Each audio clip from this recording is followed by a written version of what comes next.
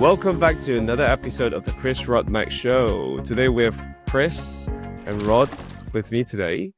This is your go-to latest and favorite AI news podcast where we talk about all the latest and greatest in AI.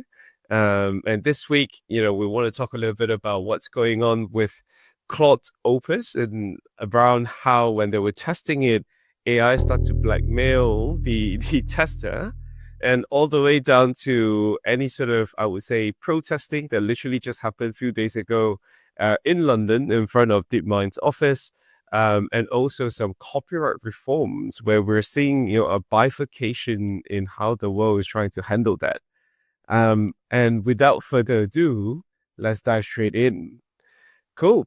So, Chris, Rod, so I think in the past 2 weeks, there are quite a lot of developments in AI. There are everything from Meta Superintelligence, where, paying 100 million for those packages, down to, I would say, Claude's latest model, Claude Opus 4.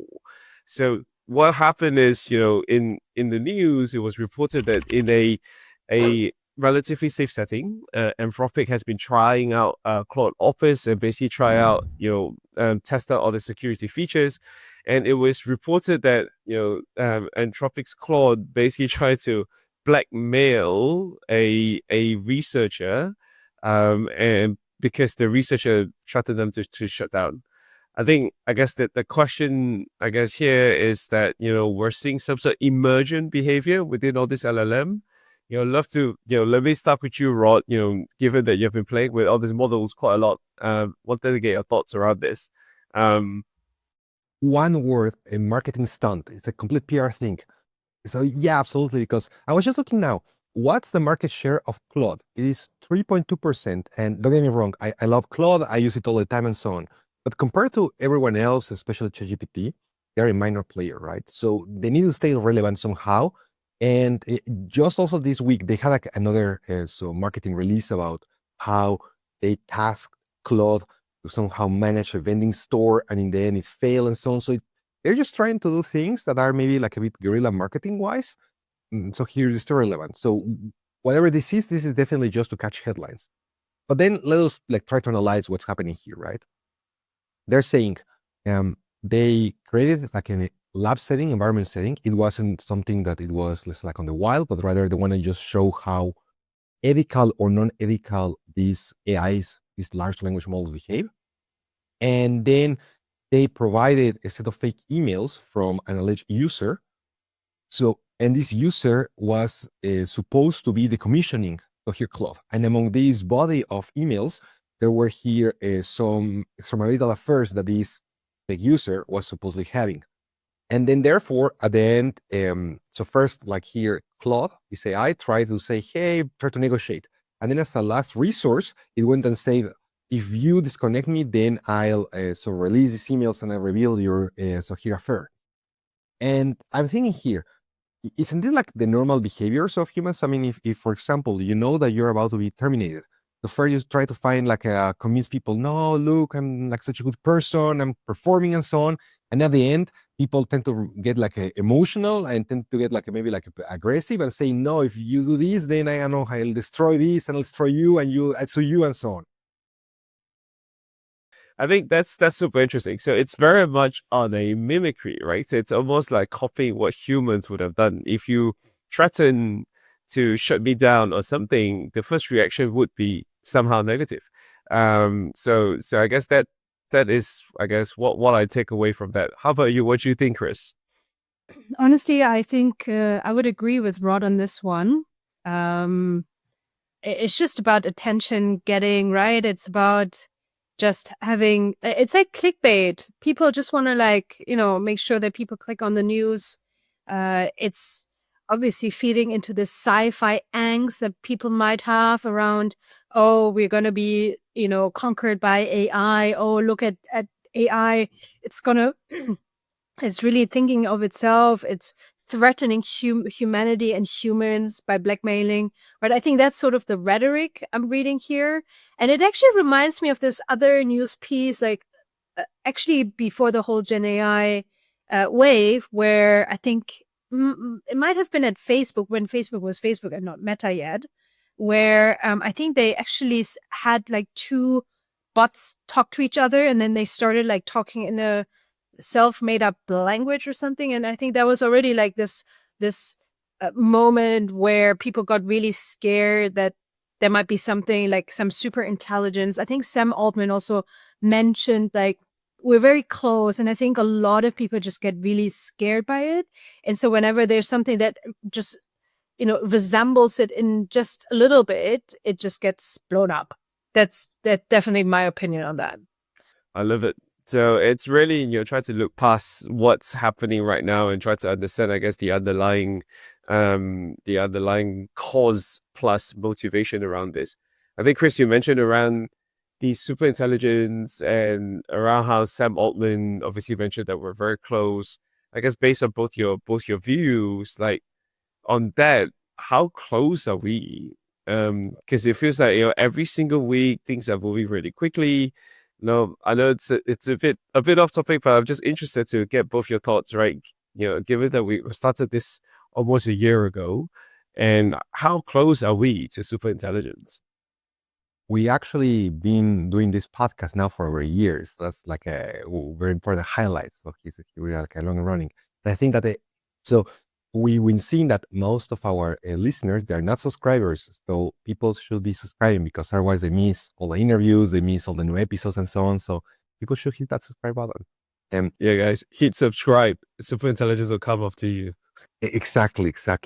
But to your question, Max, so are we here making progress and so on? I think it's a mix of both. So that here the announcements get louder, so we need to get more like extreme in what we say, and so otherwise, so that we lose interest.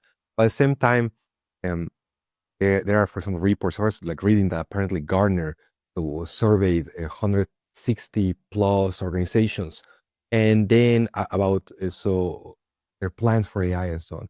And many of them reported that they were planning to scale down, so replacing any type of like either legacy systems or just like humans who are like involved in processes with AI, right? So that so you might remember that, for example, we had all these Klarna announcements with replacing customer service and so on. But then turns out that so not only Klarna is starting to hire people again, not necessarily for those roles. They want to do now for more like so high touch, so white glove support. But still, they realize that there is still a place for humans, and apparently other organizations are going through that realization and saying we still need to have here humans involved. And by the same time, you have here also Mark Benioff, so from Salesforce, saying that basically now at Salesforce, they're getting productivity gains from AI for IT development between 30 and 50%. And that is sort of like so here between the lines reading of we'll be hiring less people because now we're getting 50% more productivity, then why do we need to hire more people? So I think that it's very uneven what's going on, man. Chris, what do you think? Honestly, it always comes down to the definition of superintelligence, right? And what we actually mean by that. And honestly, my bet is it will come very disguised. Like, I don't even think we will be realizing that we're basically living with whatever superintelligence is. I guess the most common definition, what sci-fi movies tell us and teach us, is it's this thinking machine, as 1984 Orwell would describe it, right? Like a thinking machine that is somewhat independent, can make independent decisions based on a certain, environment or situation. And honestly, guys, in a way, we're already living in that era, no? I mean, look at agentic AI, look at how you can just give models a role nowadays, and based on that role, it would make, or the machine or the AI would make decisions. And yes, maybe you could argue it's still very rudimentary. You can, in a way, maybe understand what it is doing, or you give the command what it is doing. And yes, there are definitely evolution steps towards more intelligence. But I think the way I would argue is we're already in an era where we do have that type of intelligence, if you will. Yeah, that's super interesting. I think coming back to, I guess, defining super intelligence, right? And if all we need is past data in order to predict the future, then maybe we're probably there when it comes to like just pattern recognition. But when it comes to like creating something new, when we talk about intelligence, which involves some sort of creativity, then I do not know if that's there entirely because we haven't been able to capture all the data around the world yet.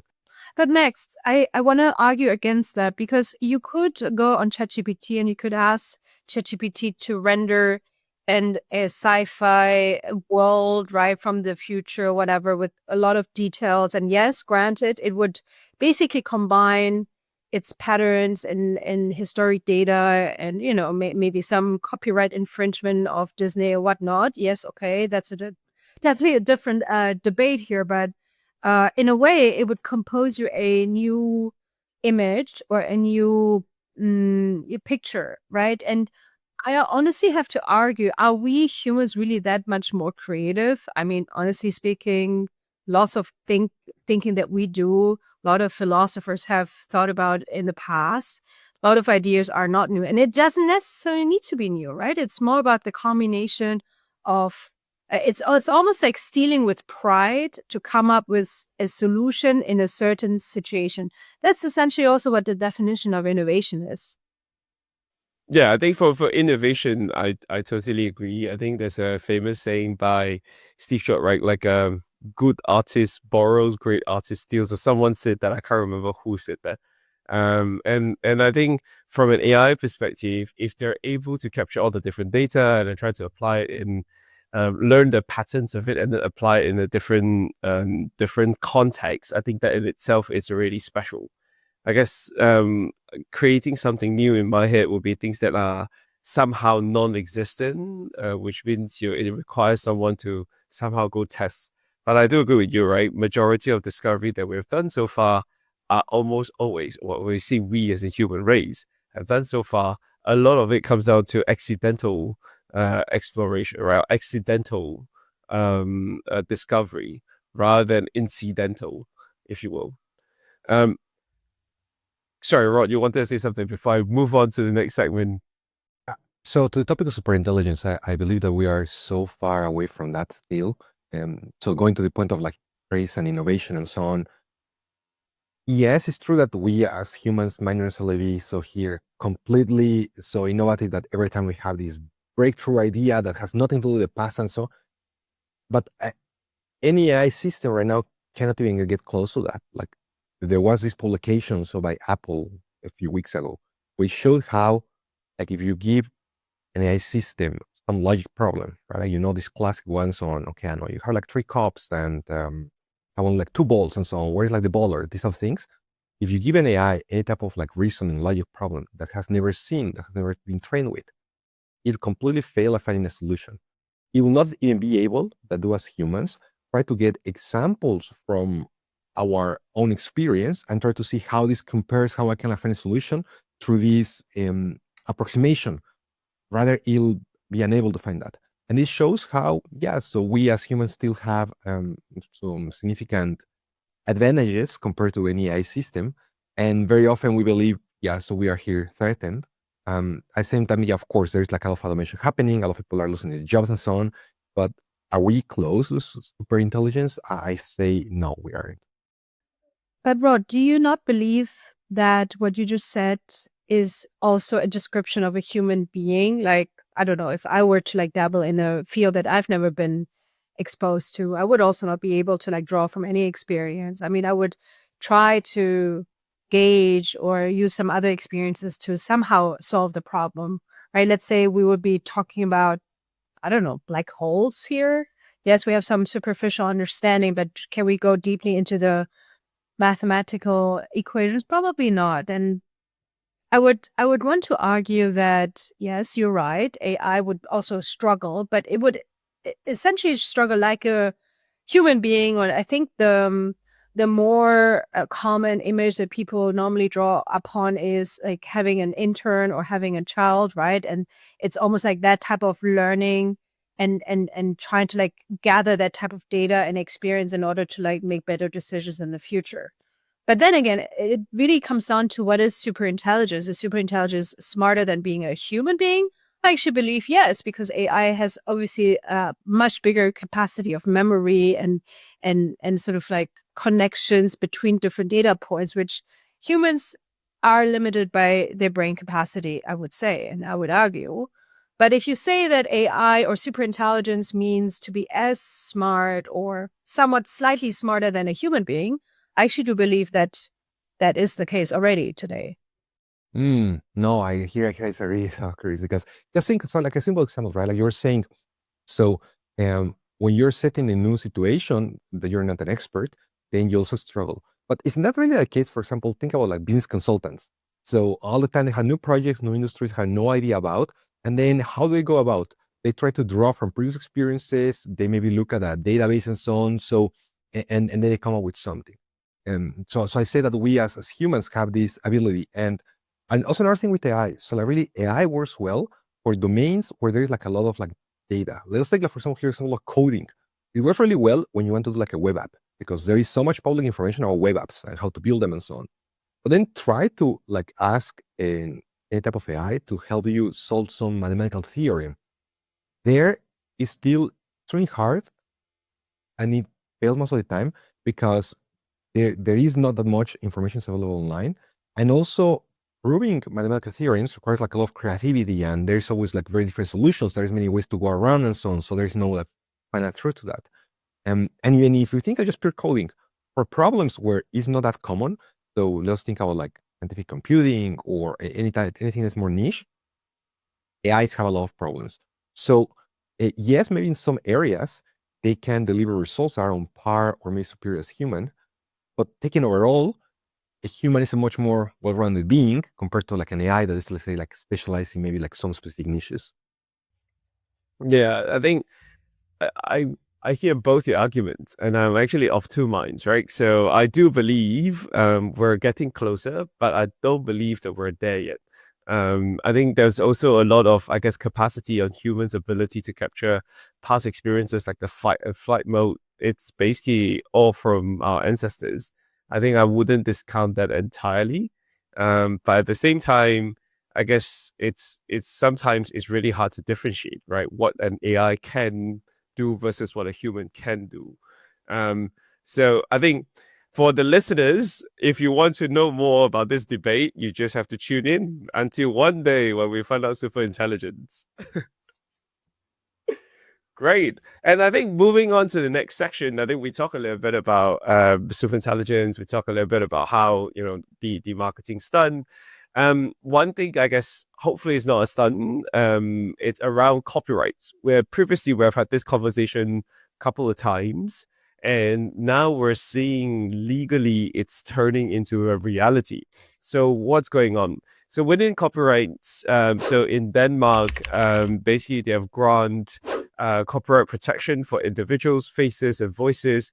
Especially with the goal of combating deepfakes, right? So there are just tons of all this deepfakes going on. Whereas in the US court, while they didn't, I guess, start off with combating deepfakes, they're basically allowing AI developers, the Meta and Anthropic, to use some of this data that is created by some of these media companies to use them for trainings, etc. Then obviously, as you can probably imagine, if you're someone who creates those stuff and put those things out, you're probably not very happy. So the Hollywood and independent creators are just having quite a lot of rows. And even if you go on Instagram, right, I would probably say like if you follow anyone, you will get some of that as well. I guess we're seeing, in my view, we're seeing a bifurcation of approach, really, but because I felt that the starting point is a little bit different. But before I guess I give my view, maybe I'll start off with you, Chris. What do you think of that? I think we have this conversation around copyrights for a couple of times now. We're starting to see it being implemented, like legally. Go on, Max. What's your take on this?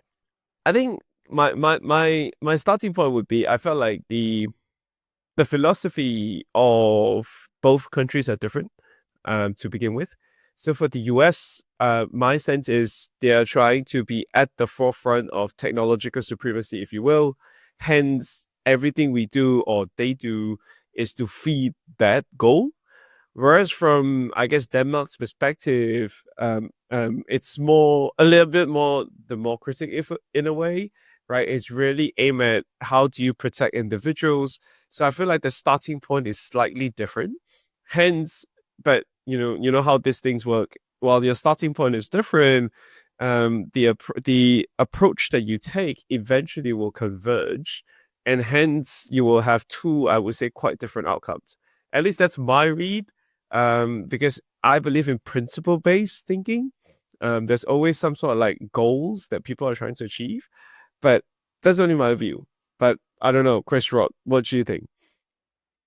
I mean, I did not read the article, but when it comes to copyright and infringement, yes, you're right. We spoke about it quite a bit.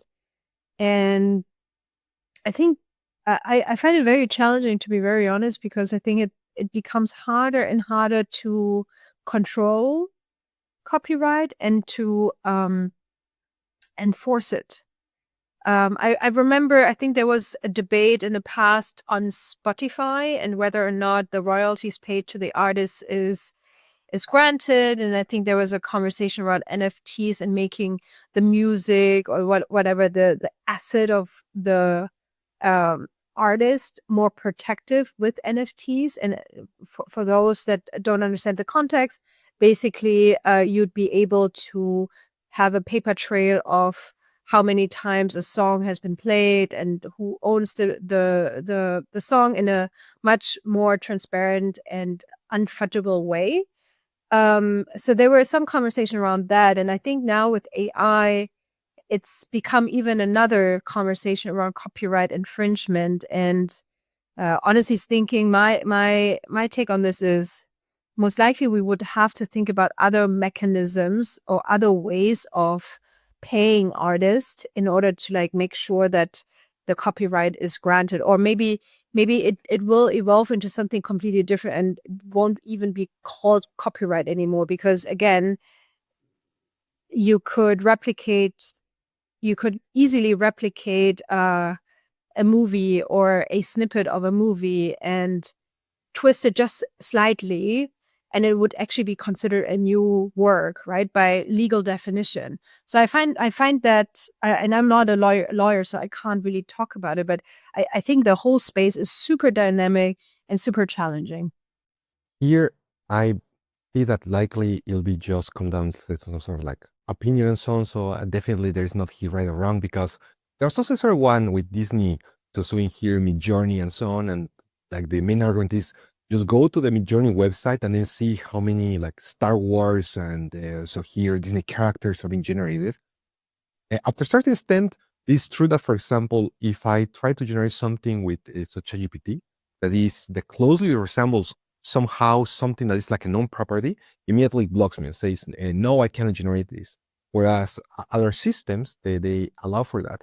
But then I was also thinking, and I felt that it's a little bit like just like fanfics and like fan art and so on. Like everyone is free to just draw Darth Vader if they want, right? So, and then nobody will say, hey, this is wrong.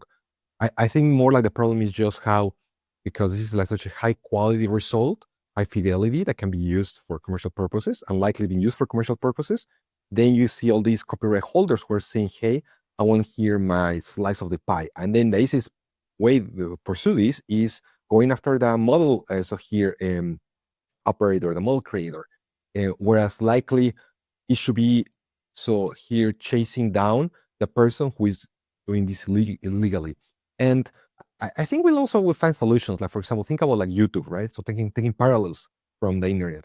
So also YouTube was supposed to be doomed because they say, hey, like look at all this copyrighted material that's been uploaded to YouTube. And not only that, but also YouTube only consists of here uploading movies and all that. And then they were able to add all these fingerprinting systems. They were able to really have ways to detect not only if a full clip contains copyright material, but also like even like little things like the music. Even, for example, sometimes if you're recording somewhere public, like in a restaurant, and there's some music being played in the background, then you know that either you remove that or you risk the chance of being demonetized for that video because it will infringe sort of like copyright. So I think just early days, and we'll find a solution. But the solution is definitely not like this golden standard, the final truth, but more like just what we think makes sense. Yeah, that's a very interesting parallel. I remember the early days of YouTube where if you upload a video, within an hour, you'll find a copy of the same video in like 5 different sources. It's quite interesting. It happens, Chris. I don't know if it still happens today because I haven't been following YouTube that much, but yeah. I think because of I would say there's no standardized way of doing this. I suspect we're going to bifurcate a little bit more. Really depends again on the ultimate goal of each of the countries are trying to take. And each country might have different ways of trying to solve these problems.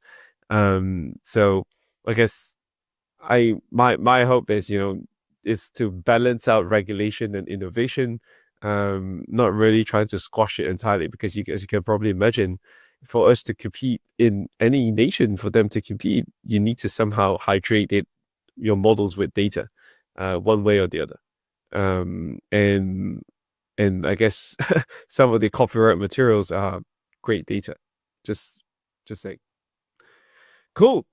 All right. On to next segment, we go from countries. Now we go to companies. So we have 2 big news here, right? So we're seeing that 2 different players within the AI space. Number one, we have Meta that launched a superintelligence unit, with the Scale AI CEO leading the charge, and also heard, I guess, Sam Altman talking about how Meta is poaching a lot of OpenAI folks, with $100 million hiring bonuses.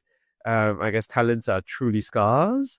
And then on the flip side, literally a couple of days ago, you have Google folks, or some of the protester is trying to protest against DeepMind over transparency.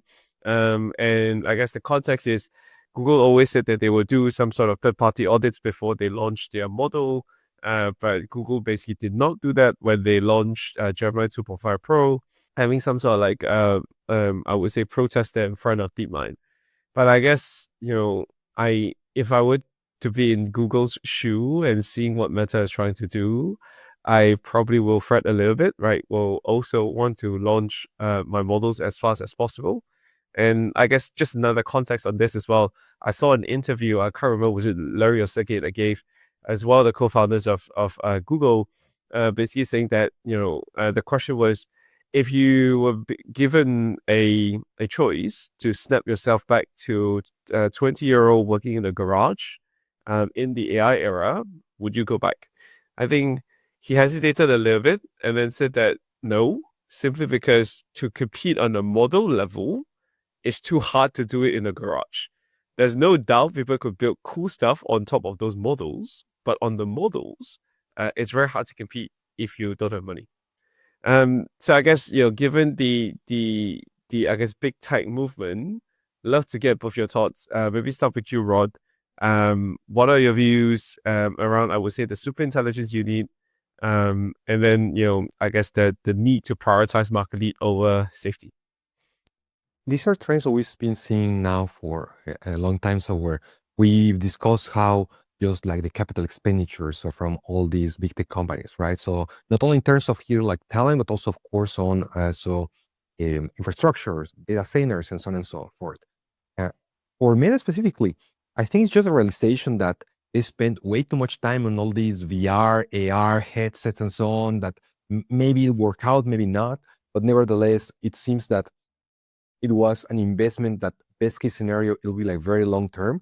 And then they were punished by the markets in that was the wrong focus. And now for the last month, last year, they've done like a 180 turn and then really steer the ship towards completely like AI. And Meta has always had a very strong research department. It's always been one of the best places for doing AI research in the world. However, on the commercialization side, I think they've always been lagging compared to others. So not only in terms of like features, but also what is it that the models can do. Like they have these up and weights models, so the Llama ones, which are very reasonable, They are very competitive. They're okay. But then this year, you had a DeepSeek so from China that completely basically like obliterated all this. And then again, they became more of like a so middle gap, middle field pools of players.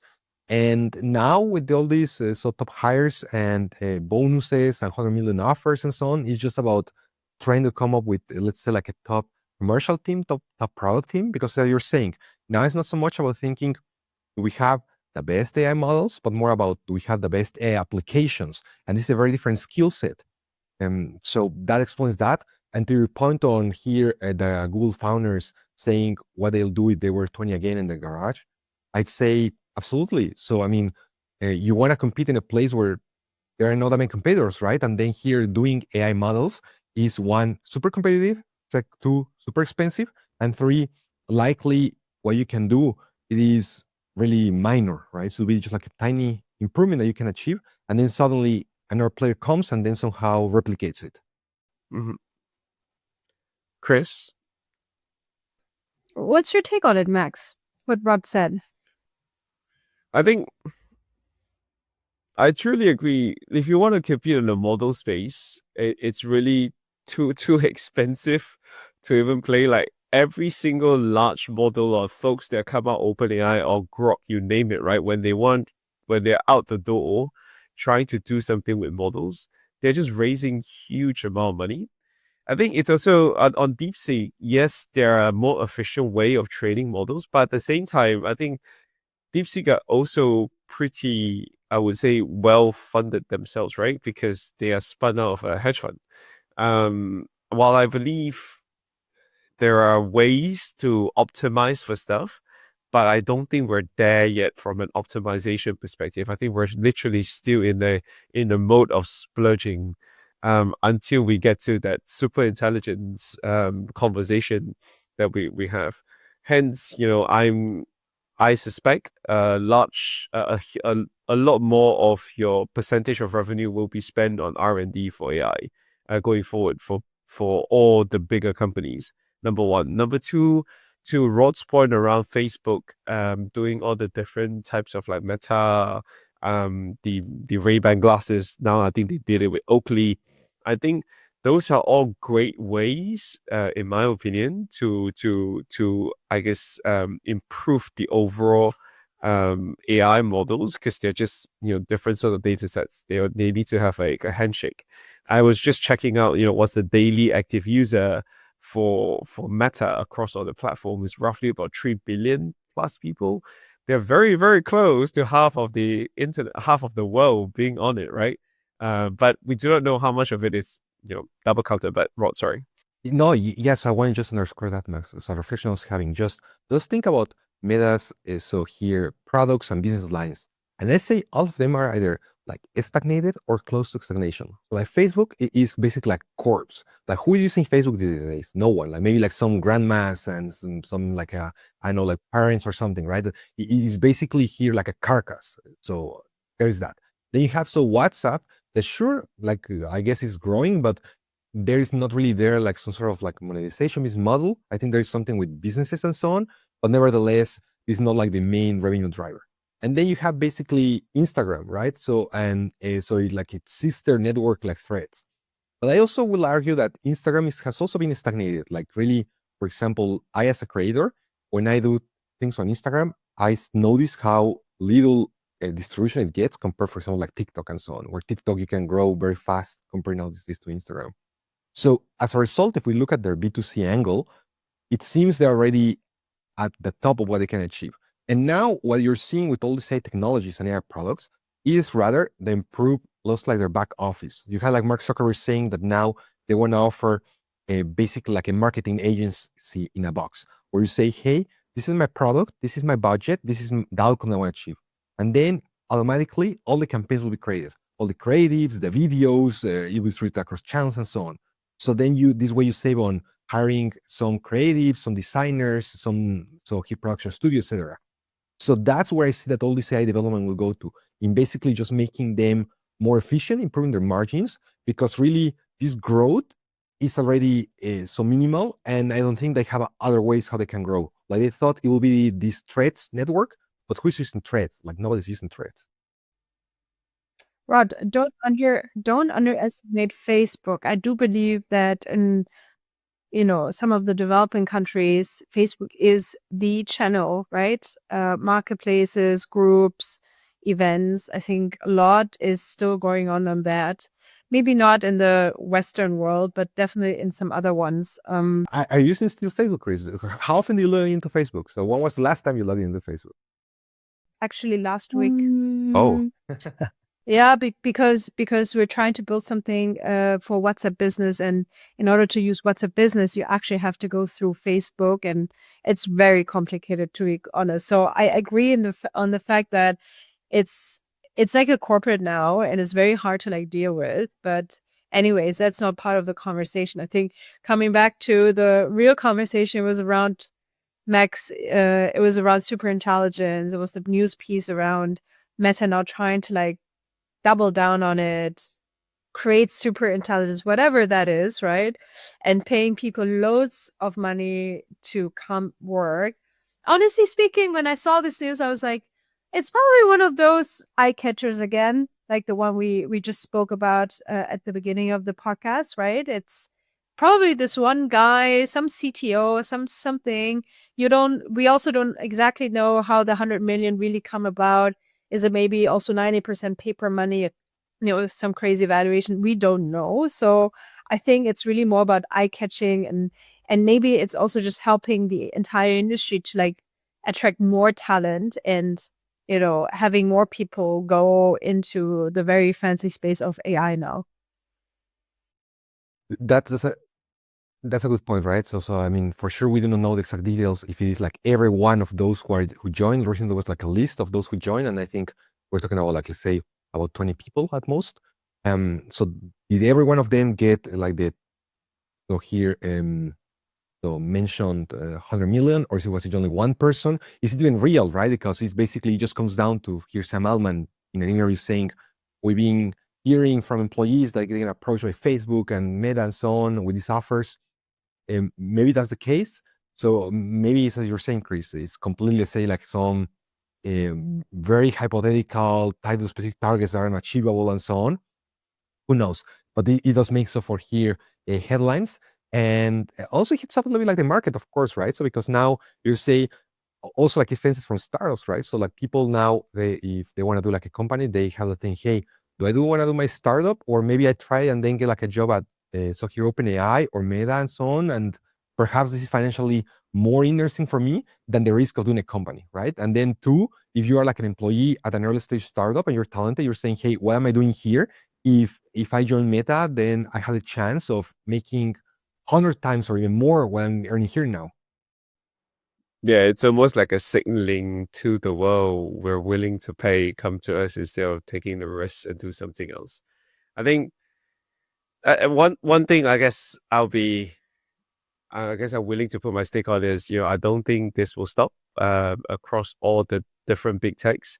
I suspect a lot of money will be thrown around in order to attract all the different talents, because they're relatively scarce, especially when you get to the edges of innovation. That slight edge can push you forward quite a lot. I think on the Meta's growth and product perspective, I guess, I always try to compare like what Meta, TikTok versus Snap, for example. What happened to all the different applications, right? Where are they? Like, what is the next growth for some of this social medias? Perhaps, AI could really help to unlock that. Or perhaps, we will just have a different way of consuming what we like to post for each other, basically. Cool. All right, moving on to, I guess, our last segment. Also, I guess my favorite segment in the financial services space. There are a couple of news that comes to it. There's a latest report by on Market Watch, basically, saying that how AI threatens to remove a lot of Wall Street jobs. I sincerely hope so sometimes. Basically. So Bloomberg Intelligence came out and with a piece and said that, how a lot of the day-to-day work on some of your Wall Street teams can actually be automated by a lot of AI or AI agents, if you will. I think even Goldman Sachs CEO said that, what like IPO documents used to take many people 6 weeks to do it. Now it can be done in minutes, and then you can just start reviewing it. All the way down to preparing earnings prep for analysts in asset management, down to market analysis for researcher, right? So I think AI could definitely help a lot of that, and a lot of it is somehow automatable. And I guess my sense around this is a lot of large banks are already adopting this, and I guess banks are not necessarily so scared of it simply because they have some ability to throw money and then try to build it out. But I felt like the central banks are the one that are a little bit more scared. And to that effect, you have, RBI, which is your Reserve Bank of India, kind of warns some sort of like systemic threats if AI were to take hold, especially on the cybersecurity side, where you have AI models just, I guess, running and attacking you without actually having someone to deploy it. And I guess first thing I wanted to get both your thoughts around the AI threatens Wall Street jobs. Is this a clickbait or is this real? Have you seen it happening in your real life? I can provide some example from my side. Maybe, I'll start off with Chris. Yeah, interesting what you're saying, Max. And it really shows again that no industry is really protected from this whole AI wave. I mean, we talked about the, let's say, more creative spaces around copywriting, artists, video making, etc.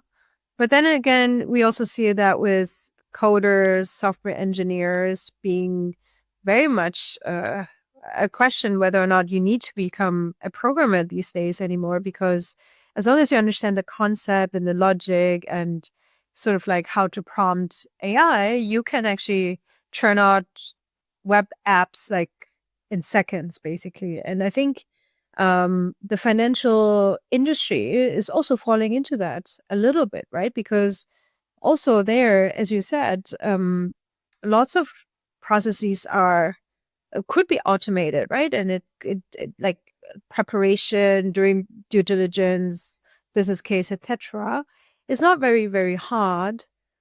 So honestly speaking, I do see the threat, but at the same time, I also see that because you can use AI and because you can automate so many more things, the role will just change of whoever is working in that industry, and it's going to become more of a quality checking, sanity checking, maybe turning out more IPOs, maybe doing it more, just preparing more documents, being better at due diligence. I think the bigger question I would ask is, are the salaries still justified that some of the financial people are actually earning, right? Because they had an edge and you would trust them with their judgment. Now with AI, it's again democratizing that to a certain extent. So I think that would be the real question I would throw into the room. Here, what I see is that there is no more space for undifferentiated work. Let us think so here, like from this article about some investment bankers so being threatened or already being terminated or whatnot. So how's it with an investment banking analyst? What's their task? Is just be like on call 24/7, or when like a partner or a senior person says, "Hey, we need to prepare a pitch for some M&A operation and so on." And then this is all hands on deck. So here, put up some slides together, cobble up, do industry research, and then prepare the report. But then, so the performance that these analysts did is so completely so unknown, right? Like who did what and so on. Their names never there. Is these reports that are like with bank logo and so on. So the work that this person did has no real value in the sense that there is no brand attached, no like person attached to that. And therefore, if a tool can do something similar, then of course the person can be replaced, right? Like in the end, the who is getting here, who's closing the deal, who is having the customer relation and so on. It is so here the partner, the senior person. And we had a discussion. Remember, we had a chat. We had an interview with Andrei, so Andrei Yukov. So for those who have not listened to that, I recommend to listen to it. And then we asked the same question: where does he see the future of consulting in all this age of AI? And then he believed that consultants are not really threatened because consultants, they act as some sort of like oil in an organization, trying to move information fast and finding information across the different areas of organization. And no AI model can do that in just finding out what like some knowledge worker in somewhere less like in Indonesia is doing to report that to the headquarters in Zurich and so on, right?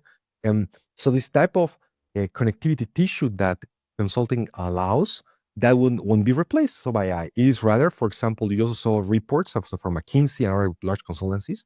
They've been investing in so here deck generation tool and so on. So that work is going away. And of course, a large part of like an IB analyst was just to prepare these decks. So therefore, likely we need less IB analysts. So as a result, or these people, they need to do something new. But I just think in general, for all of us, is a question of which added value I'm adding so to whatever I'm doing, and also how visible is my brand, my name. Because if I'm not attaching my name to like a report, likely this report can be done by anyone else, including an AI.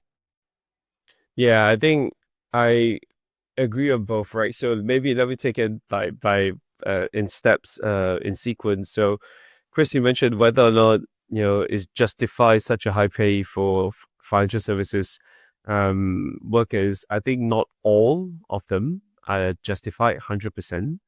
Number two, normally those who get paid really well are either the material risk takers, like the traders, or the rainmakers in, I would call it the investment banking side, right, where they try to close out deals. That's normally where you see a lot of the high payers, high earners come from. And I think for those roles, especially require some sort of relationship focus, that will still happen. But then for the more processing, more workflow of like taking certain information, put it up into a nice little slide, I think a lot of that will get automated away. And number two, on the trader side, I think it's a lot more on expressing your opinions and views on where the market is going. And therefore, if X happens, I get paid X, right? So that's where majority of their comp will come from, really on the returns. So, and then I guess the third thing is, because AI try to, I would say, automate a lot of those workflow, make it a lot easier, where you can add value to a process becomes even more apparent. Because if your job is just pulling all information together and never adding extra views on it, then an AI can do it. And to Rod's point, it's around where you can add extra value rather than just doing the work for the sake of doing the work. And I must say there are a lot of that in everywhere we go, right? Sometimes you just walk into a restaurant, it's like the person just doesn't want to serve. It's like, I'm just bringing it because the food happens to be on the window or by the next room, and I just need to bring it to you. I guess it's really thinking hard, right? On how one could add value. I guess that kind of summarizes it.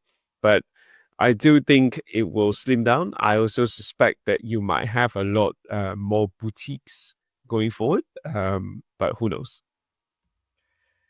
Great. I guess with that, only 3 minutes to go. I think we have covered quite a few topics. Just a quick recap for the listeners. Today we covered everything from Claude, what we think is a marketing stunt, all the way down to copyrights, between the divergence between countries, Denmark versus the US, and down to, I would say, the big tech splurge on building superintelligence, Meta and Google's approach, and down to how how AI is taking over Wall Street. And for those who want to listen to more exciting AI news, remember to tune in, and we will bring you the latest news next week. And thank you, and remember to subscribe. If you like what you're listening to, please share it and subscribe.